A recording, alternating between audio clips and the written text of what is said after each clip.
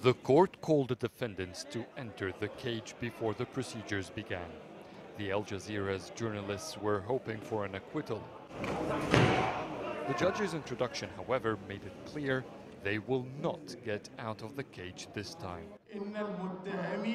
The court found out with no doubt that the defendants were not journalists, as they were not registered in any journalistic administration in Egypt.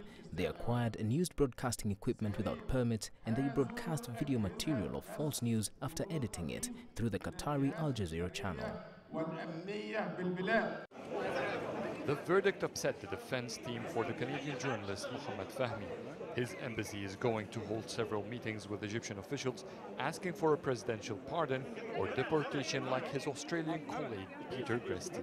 It sends a dangerous message that there are judges in Egypt who will allow their courts to become instruments of political repression and propaganda. But there is a solution. Your president, President Sisi, has said from the beginning of this case that he wishes the prosecution had never been brought and that he would intervene at the end of the judicial process to grant a pardon if the journalists were reconvicted. All the other defendants don't have the same support Fahmy has. Their lawyers say their final chance for an appeal could be easily accepted. We had some demands the court never met before reaching its decision. Some technical issues needed expert opinions, and the court ignored that. Therefore, the cassation court will cancel these verdicts. I am sure of that. The picture wasn't entirely dark, at least for two of the defendants. With excitement, Iman flashed a piece of paper to her father behind bars, saying innocent. It's not a fair sentence for the journalists, but for my father, he's innocent now.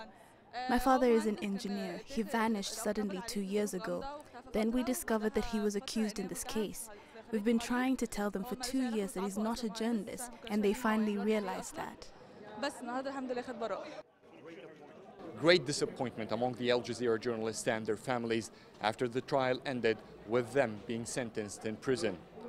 But their defense team says there's only one way to end this hassle: an interference from President Abdel Fattah al-Sisi with a presidential pardon. Adel El Mahrouky, CCTV, Cairo.